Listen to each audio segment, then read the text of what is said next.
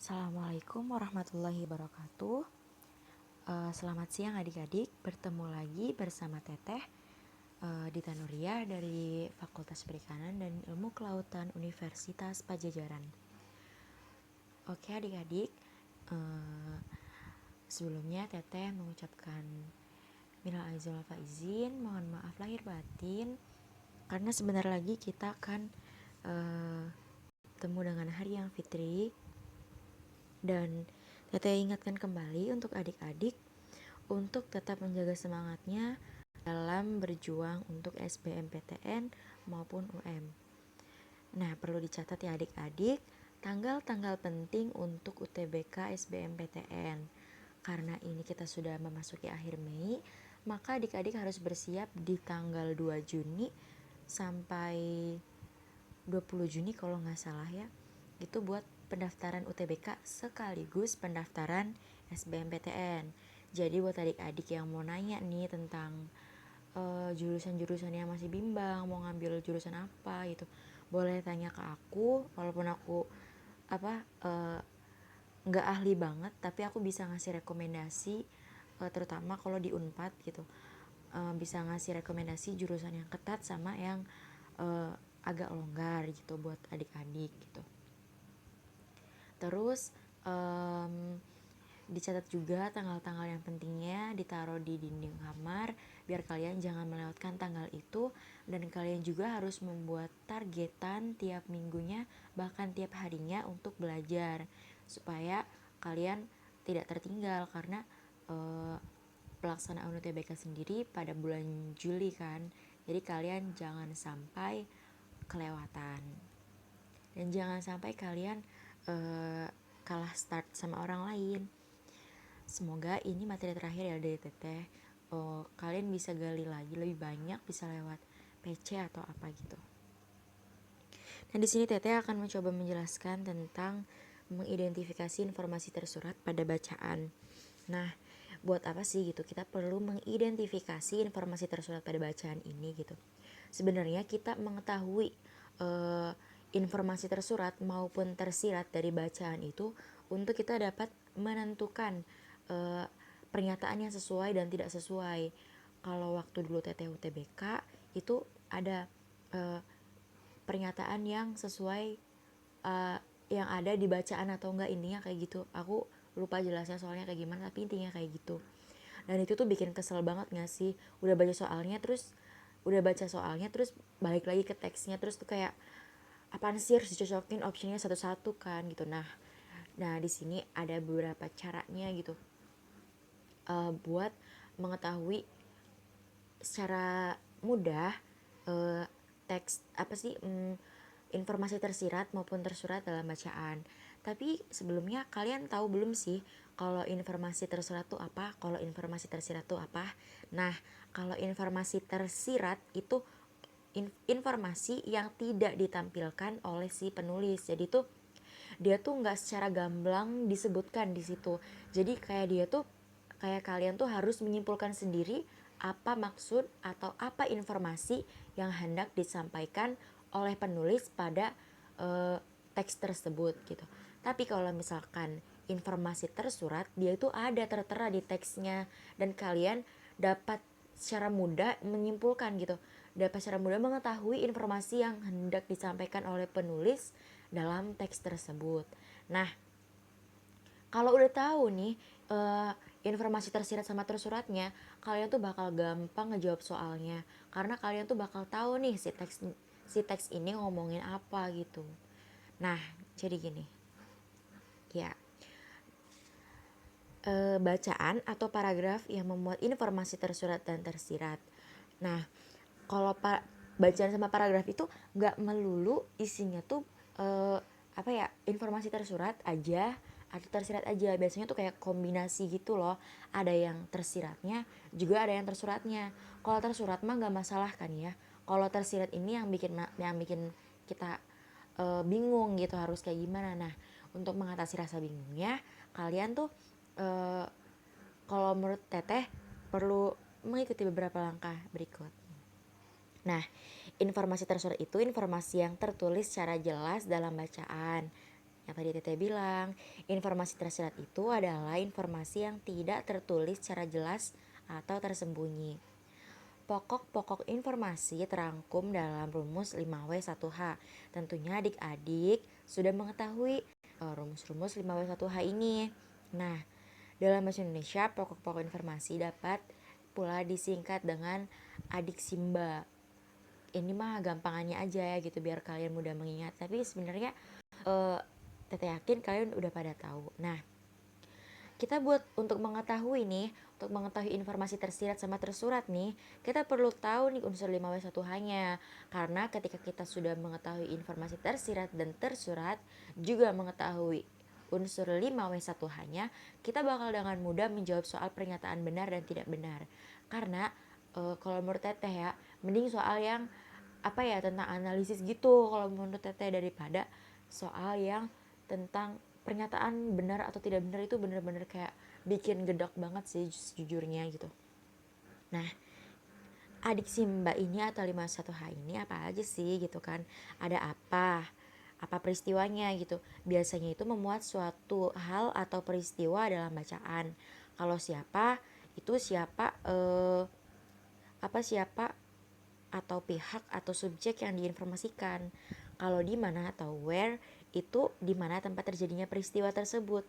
Kalau kapan itu memuat waktu terjadinya peristiwa. Bukan hanya waktu ya, itu melihat suasananya, apanya gitu. Nah, terus mengapa? Alasan penyebab terjadinya peristiwa. Biasanya kalau misalkan alasan itu ada juga yang secara gamblang disebutkan penulis, ada juga yang nggak secara gamblang disebutkan oleh penulis gitu. Nah, karena itu yang namanya uh, alasan menemukan alasan itu nggak gampang kalau misalkan nggak tertera di situ, ya kita harus perlu menganalisis. Untuk menganalisis itu ya kita perlu apa ya, kalau menurut Teteh udah wayahna udah waktunya kalian banyak baca gitu untuk untuk apa gitu supaya kalian itu dapat mudah mengerti permasalahan yang ada gitu. Bahkan untuk analisis itu terbilang sangat mudah kalau kalian sudah terbiasa membaca adik-adik. Nah, berikutnya ada bagaimana. Nah, bagaimana ini memuat proses terjadinya peristiwa. Kalau proses terjadinya peristiwa biasanya ini berupa alur yang udah jelas gitu, terkecuali ada kalimat yang rancu atau kalimat atau paragraf yang rancu gitu, maka akan menjadi alurnya itu tidak jelas. Tapi kalau misalkan dalam suatu paragraf atau teks yang utuh tanpa ada kalimat rancu, biasanya alur ini akan tersusun secara otomatis, secara sistematis. Nah, berikut ini ada beberapa soal sih. Nah, bagaimana Kota Salatiga mengantisipasi kelangkaan LPG menjelang Lebaran? Nah, ini kan ini ya buat tahu pernyataan sesuai isi teks. Ini mah kayak latihan sederhana doang lah, latihan apa kayak anak SMA mau UN gitu. Tapi sebenarnya dari materi yang ini kalau kalian maksudnya kalian tuh bakal bisa ngerjain UTBK. Karena kalau pengalaman Teteh UTBK Bahasa Indonesia itu yang TPS itu soalnya tuh sebenarnya nggak jauh-jauh dari soal maksudnya materinya tuh nggak jauh-jauh dari materi yang SMA gitu, terbilang mudah asalkan kitanya udah sama materinya. Jadi setiap kali tahu nih materinya ini kalian tuh gitu. Jadi walaupun dikasih materi itu kalian tuh bisa mengembangkan di teks yang mungkin lebih kompleks gitu. Nah, di sini teksnya, pemerintah Kota Salatiga bersama Provinsi Jawa Tengah dan PT Pertamina MOR 4 berkoordinasi terkait penambahan stok hingga 2 kali lipat LPG 3 kg pada Juni 2016. Upaya tersebut sebagai langkah antisipasi dini supaya tidak terjadi kelangkaan gas LPG di Kota Salatiga. Selama Ramadan hingga menjelang Lebaran diperkirakan kelangkaan LPG tidak akan terjadi. Bulan sebelumnya stok LPG melon di Kota Salatiga hanya 2.240 tabung. Per Juni 2016 stok LPG 3 kg bertambah menjadi 4.480. Nah, yang ditanya ini apa sih antisipasi kelangkaan LPG menjelang Lebaran gitu? Berarti itu kan kayak udah tertera gak sih di teksnya? Kalian kalau udah baca kalian pasti ngeh kan? Oh, ini nih alasannya gitu. Kalau kalian udah nggak alasannya, biasanya kalau pas baca nih kayaknya ini deh alasannya, udah stop aja bacanya, jangan buang-buang waktu guys, langsung isi. Kita lihat jawabannya. udah muncul aja nih jawabannya, gak asik. Jawabannya B guys. Bulan Juni 2016 stok LPG di Solo ini ditambah 2 kali lipat. Nah, kan ditambah 2 kali lipat. Nah, untuk menentukan jawaban terhadap isi bacaan, kita harus memahami pertanyaan dan mencari jawaban yang sesuai dengan pertanyaan pada suatu bacaan atau paragraf. Nah, yang Tete bilang karena ini tersurat ya, jadi itu mudah gitu. Jadi kalau misalkan kalian pas baca soal mengantisipasi kelangkaan LPG, oh berarti ini tuh kayak semacam langkah dari pemerintahnya apa ya gitu. Terus kalian baca nih, nah, terus pas baca, bentar nih, kayak ini jadi jawabannya. Lihat terus lihat option. Oh ternyata ada optionnya. Ya udah tinggalin, nggak usah baca sampai selesai. Mending ini kan contohnya paragrafnya sederhana gitu. Kalau paragrafnya panjang banget kan, itu buang-buang waktu juga guys. Jadi ya jangan menghabiskan waktu dengan hal-hal yang malah nambah puyeng, tahu, menambah pusing kalau ternyata kalian baca kadang sampai akhir gitu. Kalau buat pernyataan apa ya, buat sesuai isi teks atau enggak, dan itu tuh ternyata ada di teks dan tersurat gitu, kalian tuh nggak perlu baca sampai awal dari akhir, terkecuali soal itu buat beberapa soal gitu, teks itu buat beberapa soal, jadi tuh kalian tuh harus baca dari awal sampai akhir biar ngeh maksudnya. Kalau tete sendiri kayak gitu. Jawabannya guys. Nah, ini juga ada soal lagi nih. Sebenarnya soal dari Teteh sederhana. Nanti Teteh bakal share soal yang lebih kompleksnya. Nggak kompleks banget sih, biasa aja. Nanti ada soal SBMPTN yang kalian baiknya isi gitu. Nah, gitu. Nah, mengapa kekerasan terhadap anak masih terus terjadi.